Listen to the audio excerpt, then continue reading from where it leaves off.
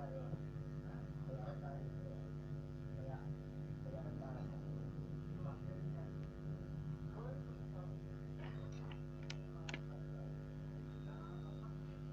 Students, वालेकुम। क्या हाल है आप लोगों के? जी अल्हम्दुलिल्लाह ठीक है। आप सुनाएं। जी अल्हम्दुलिल्लाह मैं ठीक हूँ। स्टूडेंट्स, आप लोगों ने कल वो डेफिनेशंस पढ़ी जो मैंने आप लोगों को सेंड की थी पीडीएफ की फॉर्म में, समझा उसको? कुछ समझने की ज़रूरत है तो समझ लें। मैंने वो डेफिनेशंस एक्चुअली यूज़ होनी है जो आज हम थ्योरम करेंगे।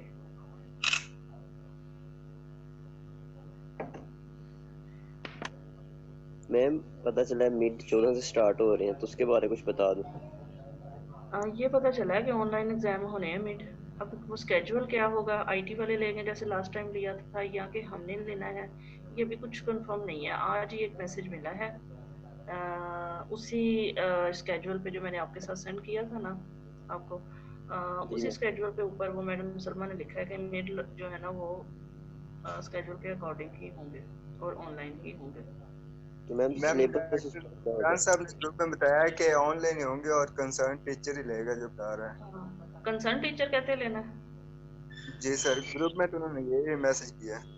अच्छा ठीक, बस इसका अभी नहीं, हमें नहीं बताया गया था कि किस तरह से लेना है, तो ये कहा था कि बिल्कुल उसी अकॉर्डिंग होगा। और सिलेबस का जहाँ तक है, ये जो आज हम स्टार्ट कर रहे हैं ये शामिल नहीं होगा, इससे पहले वाला होगा।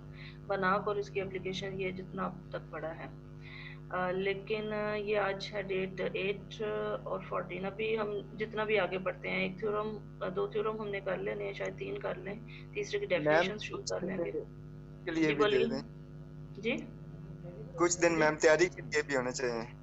चलें ठीक है, ऐसे कर लेंगे ना। इस वीक में पढ़ के ना हम करते हैं बेयर कैटेगरी थ्योरम और यूनिफॉर्म बाउंडरीनेस थ्योरम कंप्लीट कर लेते हैं जितने दिनों में भी हो जाए, बाकी फिर आप तैयारी कर लीजिए। इस तरह करते हैं मैम, ये भी कर लेते हैं, इधर क्लासेस ले लेते हैं, उसके बाद फिर मिड के बाद पढ़ लेंगे।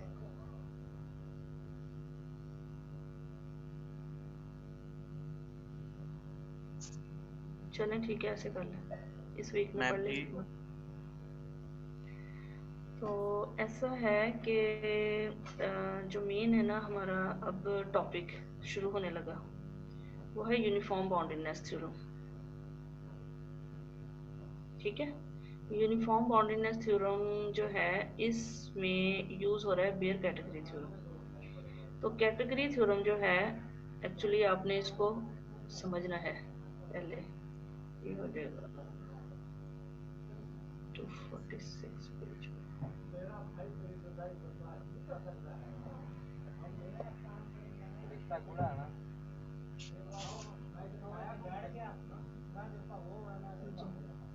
ये क्रेजी की बुक में ये 246 पेज पे इसकी थोड़ी सी प्रिलिमिनरीज लिखी हुई है इसके बारे में। आप इसको किसी भी फारग वक्त में बैठ के पढ़िए।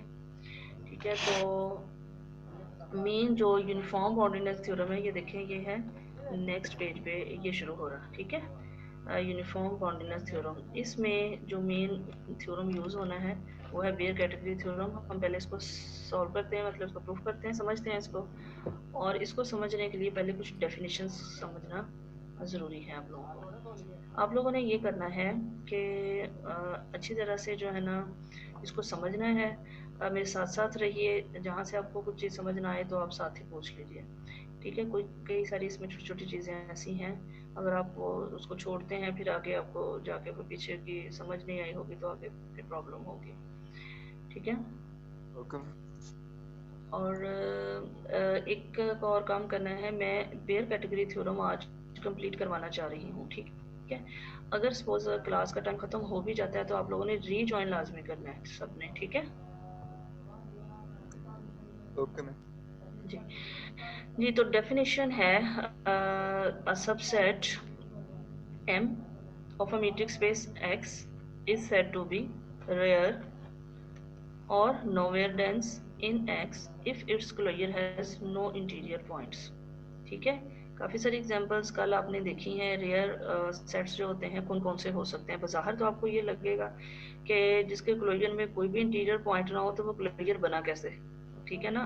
क्योंकि आमतौर पे तो ये होता है ना, किसी भी सेट का इंटीरियर उस सेट में कंटेन कर रहा होता है और हर सेट अपने क्लोजर में कंटेन कर रहा होता है, ये इंक्लूजन होता है कि interior, suppose A is a set, A then interior of A is a subset of A and A is a subset of closure of A, ठीक है। तो इसीलिए इस तरह के सेट्स को नोवेयर डेंस या रेयर कहते हैं कि अगर उसके क्लोजर में कोई भी इंटीरियर पॉइंट ना हो। अब आपको पता है कि अगर कोई सेट ओपन हो तो उसके तमाम पॉइंट्स जो है वो इंटीरियर पॉइंट्स होते हैं, ठीक है।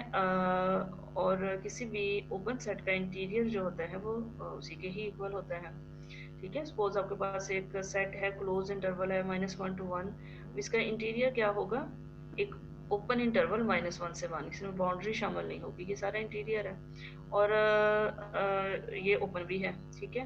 तो interior of any set is always an open set, ठीक है। और किसी भी ओपन सेट के तमाम पॉइंट्स जो होते हैं वो उसके इंटीरियर पॉइंट्स के होते हैं। अच्छा, ये है कि उसका क्लोजर में कोई भी अगर इंटीरियर ना पॉइंट ना हो तो हम कहते हैं कि ये रेयर है, ठीक है। आप यूं भी इसकी डेफिनेशन कह सकते हैं कि M subset M of a matrix space X is said to be nowhere dense if its closure has no open set, ठीक है, हो गया। अच्छा, नंबर 2 है बी पे मीगर स्पेस के, इस सेट को आप मीगर या सेट ऑफ फर्स्ट कैटेगरी कब कहेंगे, ठीक है। इन X if M is the union of countably many sets each of which is rare in X, ठीक है। यानी M जो है अगर यूनियन ऑफ सम सेट्स से बनता है तो वो जितने भी सेट्स होंगे वो सारे के सारे X में रेयर होने चाहिए। X में रेयर होने का मतलब क्या है, उन तमाम सेट्स की जो क्लोजर है that contains no open set या that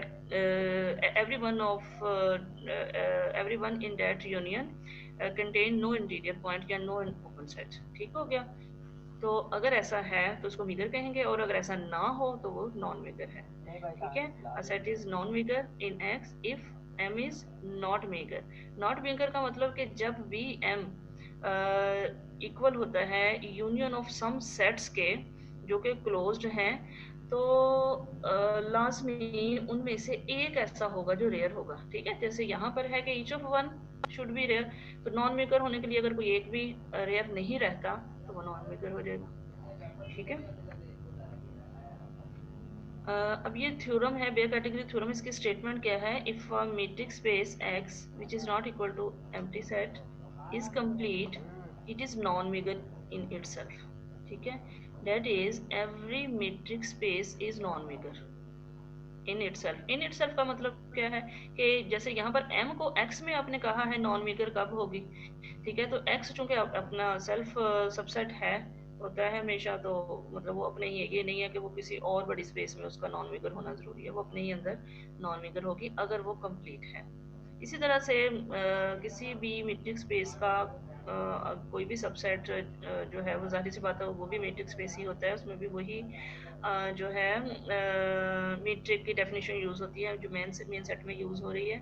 तो उसके अकॉर्डिंग अगर वो हो जाता है, कंप्लीट हो जाता है, तो वो भी नॉन मेगर होगा ना। या यही जो स्टेटमेंट है, if matrix space is complete it is non megger itself, इसको इस तरह से भी लिख सकते हैं कि if X which is non empty is complete and X is the union, देखिए नॉन मेगर की यहाँ बात वही होने लगी है कि and if X is the union of A के, ठीक है, where K vary from 1 to infinity, A K are closed, then at least one A K contains a non-empty open set, ठीक है। then A K मेरी तरफ page clear show नहीं हो रहा, पता नहीं साहब की तरफ ही ऐसे बाकियों को शो हो रहा है कि हो नहीं? रहा हो। नहीं हो रहा है, वो शो हो रहा है। पहले क्लियर मैंने नहीं शेयर था, अब की क्लियर है। जी मैम पहले क्लियर शो नहीं था हो रहा, अब सही शो हो रहा है।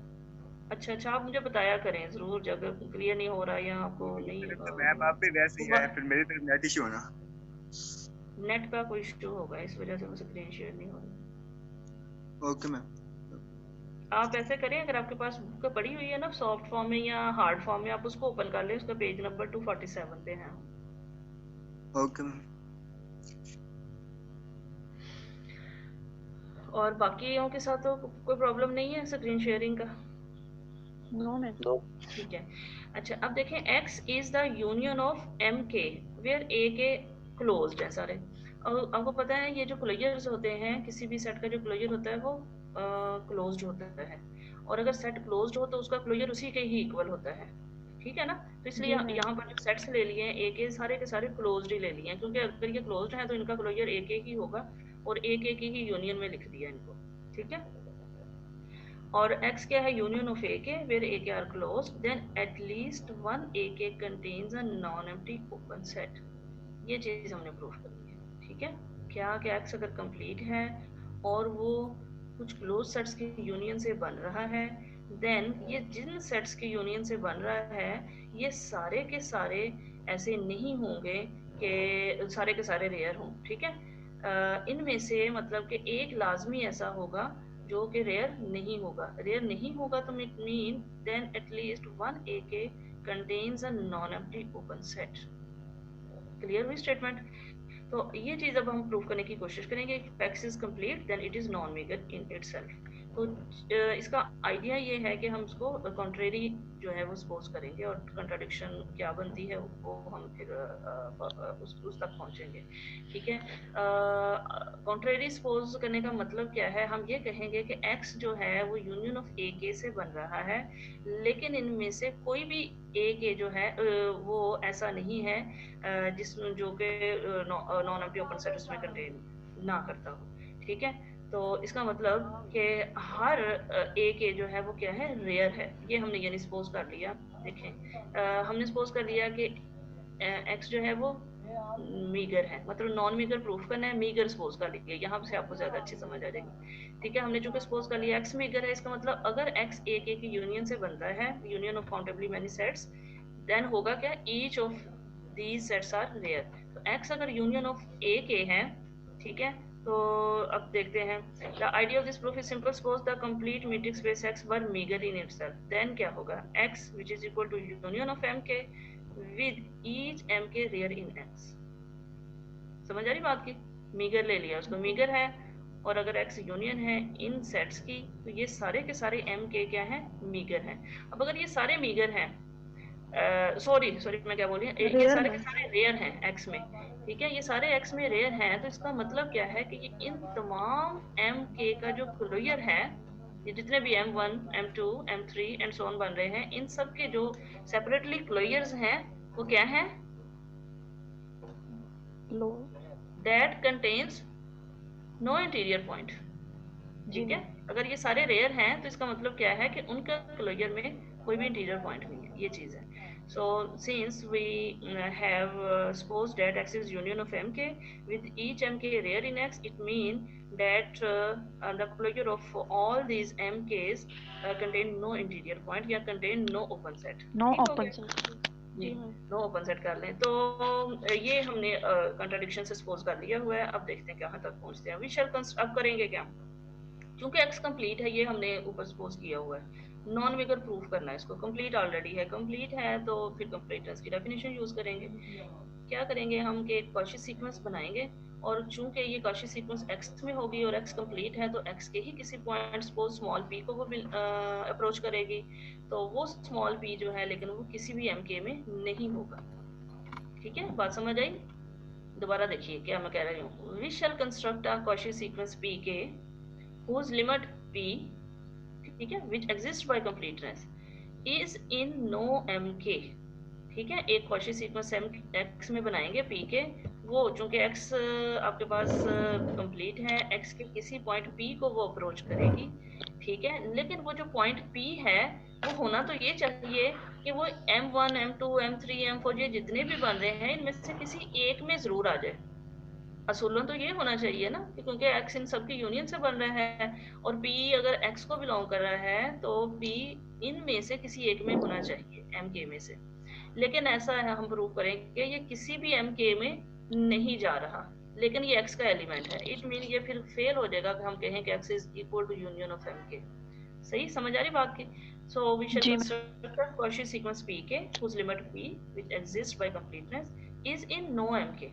ठीक हो गया। Then we will have a contradiction by assumption. क्या है, चूंकि m1 m2 m3 ये सारे x में रेयर हैं, तो M1 रेयर है X में, so by definition M1 closure doesn't contain a non-empty open set, ठीक है। जी but ma'am. X does, X क्यों है? आपको पता है X का जो इंटीरियर होता है X होता है, ऐसा ही है ना। X का जो क्लोजर होता है वो भी X होता है, क्योंकि आप जानते हैं जो मेन मैट्रिक्स स्पेस है वो ओपन भी होती है क्लोज्ड भी होती है, तो लिहाजा इसका क्लोजर इसी के इक्वल होता है, इसका इंटीरियर इसी के इक्वल, ये ओपन सेट है। अब अगर ये ओपन सेट है तो इसमें तो नहीं ऐसा हो सकता कि इसका क्लोजर लें वो that doesn't contain any non empty open set, ऐसा तो पॉसिबल ही नहीं है।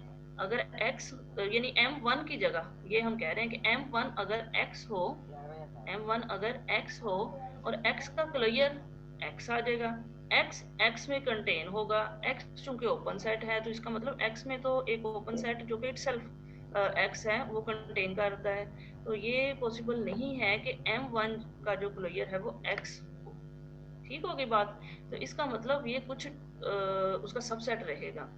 देखिए बाज़ वक़्त ऐसा होता है किसी भी मैट्रिक्स स्पेस का कोई सबसेट लेना, उस सबसेट का जब आप क्लियर करते हैं तो वो पूरी स्पेस आ जाती है, क्योंकि क्लियर होता क्या है, set and it's set and the set of its limit points, ठीक है। Set itself union the set of all limit points of that set, तो ये असल में इन दोनों की यूनियन से क्लियर बनता है। तो जब हम कई एग्जांपल्स ऐसी हैं कि जिसमें हम उस सेट का क्लियर लेते हैं पूरी स्पेस हो जाती है, लेकिन यहाँ पर हम सपोज कह रहे हैं कि M1 का क्लियर जो है वो x नहीं होना चाहिए, क्योंकि अगर ये x हो जाए तो x हम यहाँ पर क्योंकि M1 रेयर है तो बाय डेफिनेशन M1 क्लियर जो है that doesn't contain any open set, ठीक है। तो इसलिए M1 का क्लियर x नहीं हो सकता, क्योंकि अगर M1 का क्लियर x हो जाए तो क्या होगा भला, x will contain non empty open set which is x itself। अगर ये है तो फिर इसका मतलब M1 clear contains a non empty open set, तो M1 तो रेयर नहीं रहा, ठीक है। तो that's why we say that since M1 is rare in X, so by definition M1 closure doesn't contain any non-empty open set, but since X does, so this implies that M1 closure is not equal to X. अब ये तो एक decide हो गया कि इस set का जो भी रेयर सेट है, जो भी कोई ये सारे रेयर हैं, M1 M2 M3 M4, इन सारे सेट्स के जो क्लियर हैं वो X नहीं हो सकते, तो ये चीज़ क्लियर हो गई। हाँ अगर x नहीं है तो फिर x का कुछ सबसेट होगा, सारी सी बात है। ये तो नहीं होगा कि ये सेट किसी सेट का क्लियर करे वो उस स्पेस में से भी बाहर निकल जाए। So this will definitely M1 clear a subset of x, hence the complement होगा जो होगा इसका कॉम्प्लीमेंट ऑफ M1 क्लियर, ठीक है। क्योंकि M1 क्लियर x नहीं है लिहाजा इसका जो कॉम्प्लीमेंट है वो क्या होगा, x में से M1 क्लियर को माइनस कर देंगे, ठीक है। क्या ये एम्प्टी होगा कि नॉन एम्प्टी होगा, M1 complement of M1 closure ma'am non empty होगा, नॉन एम्प्टी होगा क्योंकि ये x के इक्वल नहीं है, इसका कोई प्रॉपर सबसेट है, जाहिर सी बात है। फिर इसके कॉम्प्लीमेंट में कम से कम एक एलिमेंट तो लाजमी है, इट मीन ये नॉन एम्प्टी है, नंबर 1। और नंबर 2 क्या है, ये ओपन होगा। ओपन क्यों होगा, मैम क्लोज है वो, क्योंकि M1 क्लियर क्या है, क्लोज्ड होता है हमेशा। आपको पता है हर सेट का जो क्लियर है वो क्लोज्ड सेट होता है। If is a set then it's clear is a closed set. तो इस स्थिति से चूंकि ये क्लोज्ड होता है लिहाजा क्लोज का जो कॉम्प्लीमेंट है वो ओपन होगा। तो इस तरह से हमें ये पता चल गया कि M1 क्लियर का जो कॉम्प्लीमेंट है एक तो वो नॉन एम्प्टी है, लाजमी एम्प्टी नहीं है, दूसरा ये ओपन है, ठीक हो गया। वी मे दस चूज अ पॉइंट P1। अच्छा अब अगर ये ओपन है, नॉन एम्प्टी भी है, लाजमी बात है इसमें एक पॉइंट भी होगा, ज़्यादा भी हो सकते हैं, और ओपन है। ओपन होने की वजह से क्या होगा कि इस सेट में कॉम्प्लीमेंट ऑफ M1 क्लोजर में जितने भी पॉइंट्स हैं वो सारे के सारे पॉइंट्स पर जब भी एक ओपन बॉल बनाएंगे वो पूरी की पूरी कंटेन करेगी सेट में, ठीक है, by definition of open set, ठीक है। चूंकि ये set complement of M1 closure open set हो गया, लिहाजा क्या होगा, at every point of this set every point of this set at every point of this set कौन सा set, complement of M1 closure, we can make an open ball। अब open ball आपको पता है अगर तो ये स्पेस रियल नंबर की हो तो ओपन इंटरवल बनता है, अगर ये प्लेन हो तो ओपन बॉल जो होती है वो एक डिस्क बन जाती है या एक स्क्वायर बन जाता है। ये डिपेंड करता है स्पेस पे कि स्पेस आप कैसी ले रहे हैं, ठीक है। सपोज एक छोटा सा ज़हन में आप ये रखें कि सपोज ये आर है, ये जस्ट इसको समझने के लिए, लेकिन ये कुछ भी हो सकती है स्पेस। सपोज ये आर है और आर का ये वाला एक subset closure of M1, complement of M1 closure जो है वो नॉन एम्प्टी ओपन है, लिहाजा क्या होगा, इसके हर पॉइंट पर एक ओपन बॉल बनेगी लाजमी, जो कि इसमें टोटली कंटेन करेगी। बस यही चीज़ हमने यहाँ पे लिखी है।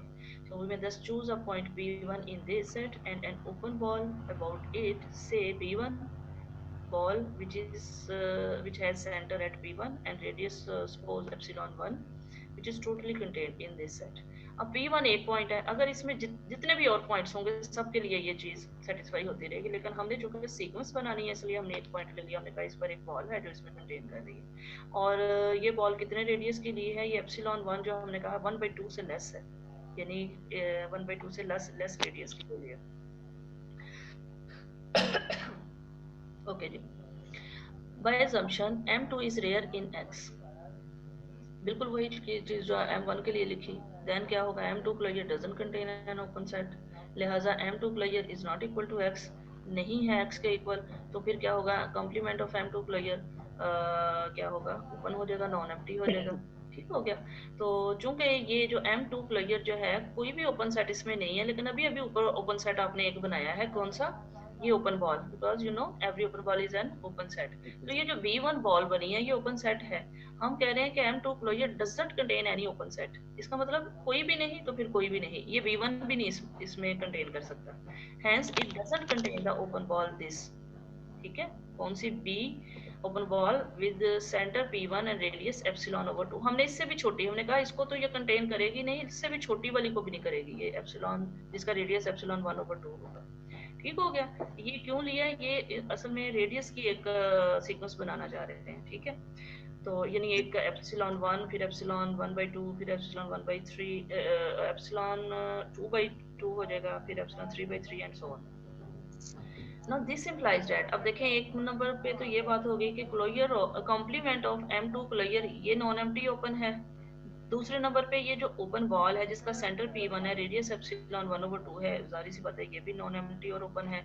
इन दोनों की इंटरसेक्शन ओपन हो गया, आपको पता है, ठीक है ना जी मैम। तो ये ओपन है दोनों की इंटरसेक्शन, लिहाजा ये नॉन एम्प्टी भी है ओपन भी है। So we may choose an open ball in this set, से उसका नाम दे दिया P2 जिसका सेंटर P2 है। अब ये P2 किसको बिलोंग कर रहा है भला, किस सेट को?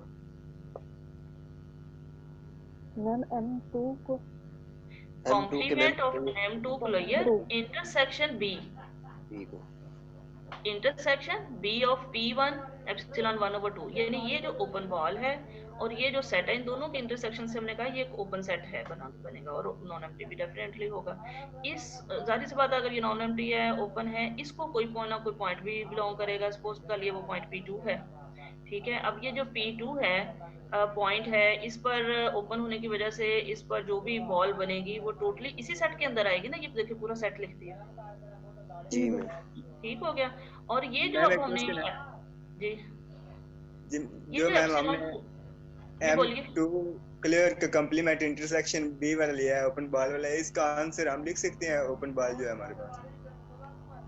इसका आंसर क्या, इंटरसेक्शन का आंसर ओपन बॉल ओनली लिख सकते हैं? नहीं ओपन बॉल नहीं लिख सकते। ओपन देखें ये एक ओपन सेट है, ये जो कॉम्प्लीमेंट ऑफ M2 क्लोजर जो है ना ये क्या है, एक ओपन सेट है। हर ओपन बॉल तो ओपन सेट होता है, लेकिन हर ओपन सेट जरूरी नहीं है वो ओपन बॉल हो। समझ आ रही ना बात की? जी मैम। जी, तो इसलिए ये एक सेट है जो कि ओपन है, लिहाजा इसके हर पॉइंट पर एक ओपन बॉल बननी थी और किसी भी रेडियस की जो इसमें कंटेन करनी थी। हमने कहा ये इस रेडियस की, ये जो रेडियस जिसका जो रेडियस लेस देन हो एप्सिलॉन 1/2 से, ये वाली भी इसके अंदर ही पूरी कंटेन करेगी। तो एप्सिलॉन 1 जो है वो असल में क्या लिया, लेस देन एप्सिलॉन एप्सिलॉन 2 क्या लिया, लेस देन एप्सिलॉन 1/2।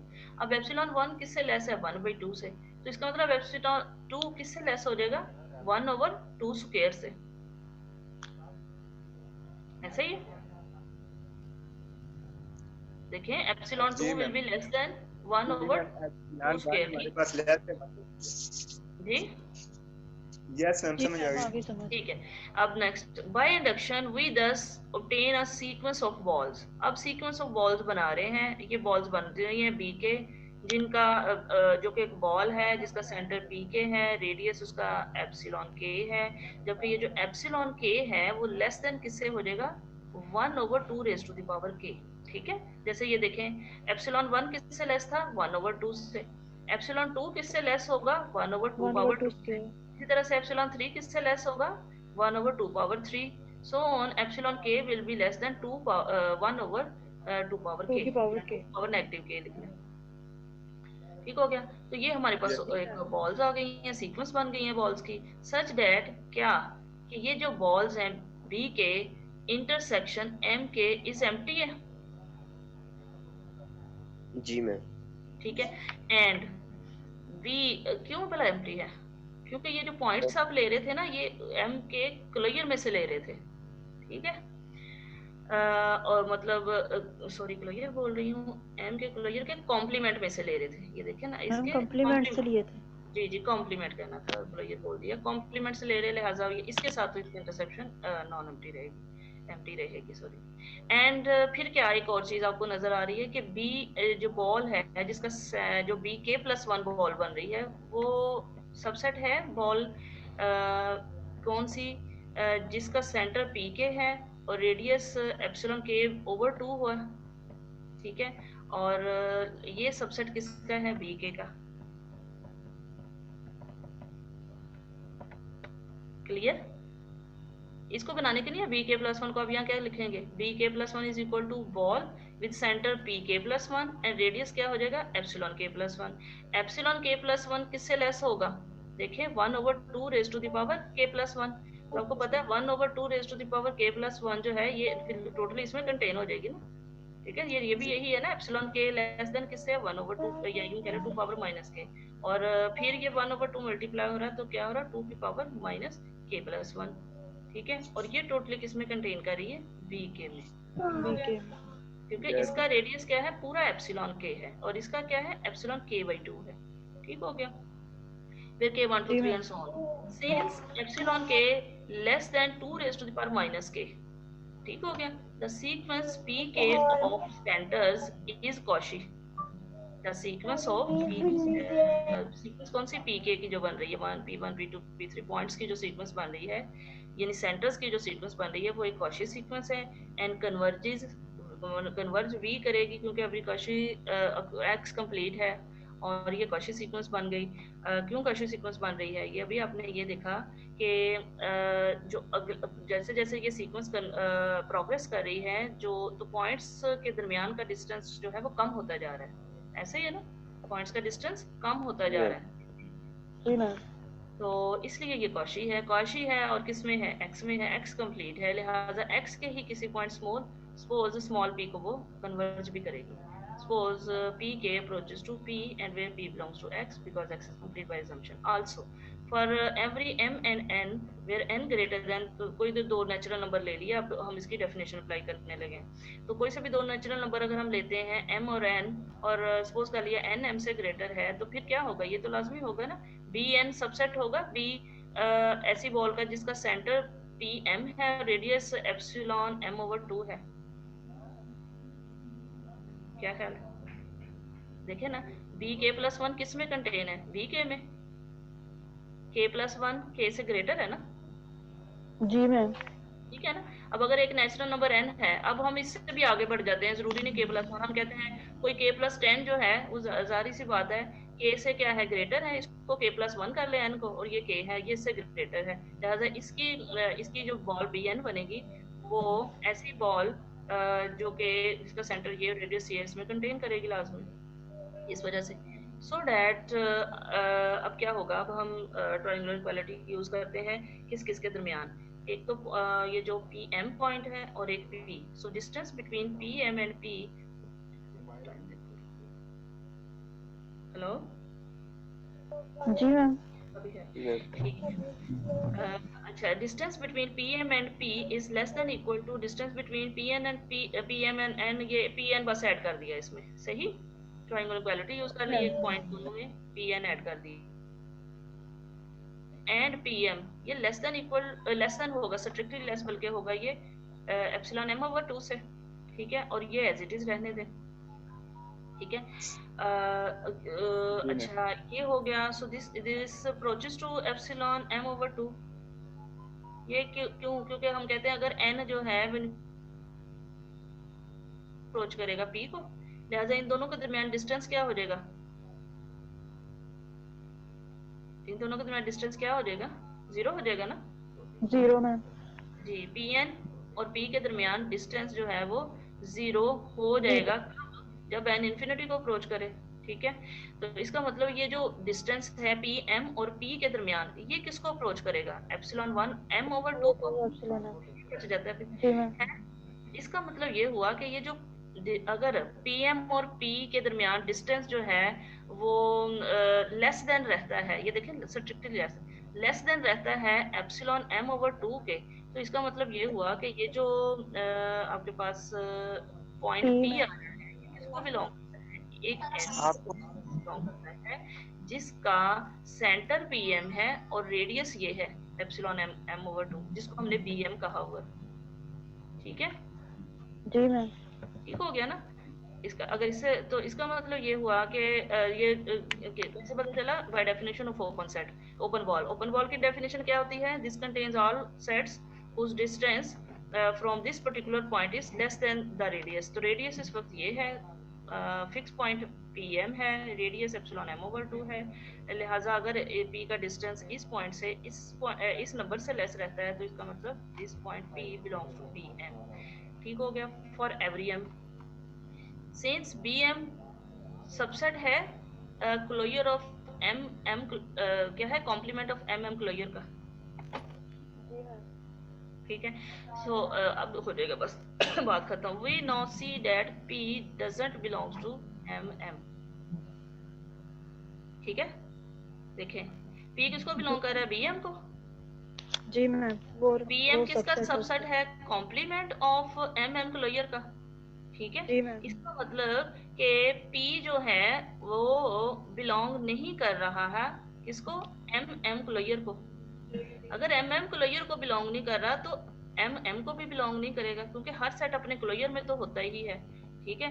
तो it mean this implies that P doesn't belongs to m for every m, so that P doesn't belongs to union of mm।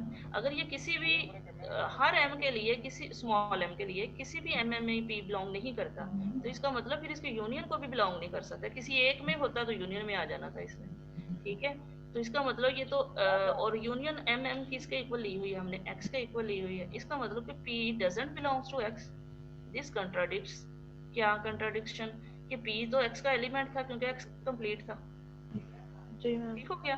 तो आपने बस ये प्रूव कर दिया कि ये जो है ऐसा पॉसिबल नहीं है कि कोई स्पेस कंप्लीट हो और फिर वो मीगर हो।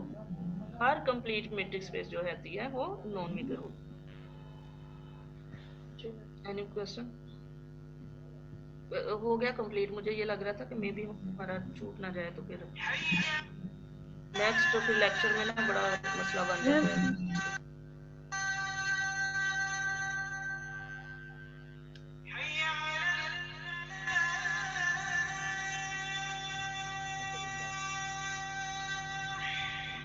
जी बोलिए मैम। जो आपने बताया कि वो हमारे पास P बिलोंग कर रहा है m का क्लियर m कॉम्प्लीमेंट से और m से नहीं कर रहा, वो दोबारा एक दफा बता दो।